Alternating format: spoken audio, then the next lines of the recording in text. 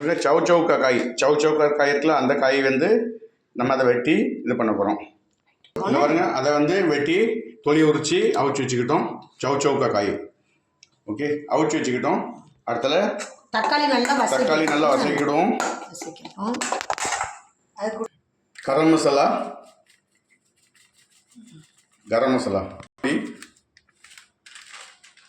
இது ஆச்சி மசாலா மிக்ஸ் பொடி மஞ்சள் பொடி சேர்த்துக்கிடுவோம்.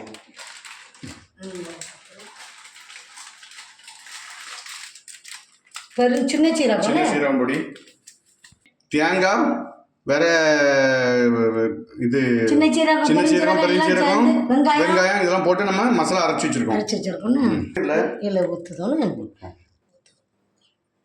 இன்னும் இந்த மசாலா நல்லா வேகட்டு கொஞ்சம் சால்ட் போட்டுக்கிடுவோண்ணே. தேவையான உப்பு போட்டுக்கிடுங்க. நாங்கள் கல் உப்பு போடுதோம். நீங்களும் என்ன உப்பு வேணுமோ போட்டுவிடுங்க. கல் உப்பு கொஞ்சம் டேஸ்ட்டாக இருக்கும்.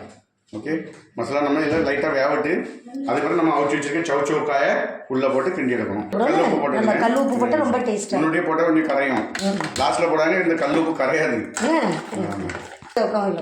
சவுச்சவுக்கா நம்ம அவிச்சு வச்சுருக்க சவுச்சவுக்கா ஏன்னா சவுச்சவுக்காய் லைட்டாக உப்பு போட்டு தான் நம்ம அவிச்சோம். இனிமேல் இதில் போட்டு கூட்டு மாதிரி வைக்க போகிறோம்.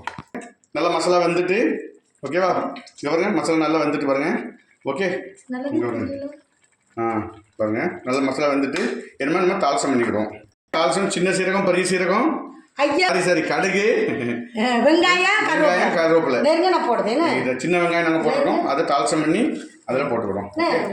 போட்டு அதனால கிண்டி இறக்கிறோம் தான் நல்லா வந்து ஓகே சவுச்சவுக்கா கூட்டு ரெடி. இதை நீங்கள் சாப்பிட்டு பார்த்தீங்கன்னா ரொம்ப அருமையாக இருக்கும். டேஸ்ட்டாகவும் இருக்கும்.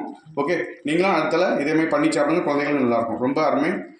மீண்டும் அடுத்த வீடியோவில் சந்திப்போம். ஏன்னா கொஞ்சம் கேப் போட்டு ஊருக்கு போயிருந்தால் அதனால கொஞ்சம் கேப் போட்டுட்டு இனிமேல் நம்ம கண்டினியூவாக வீடியோ போடுவோம். ஓகே நன்றி வணக்கம்.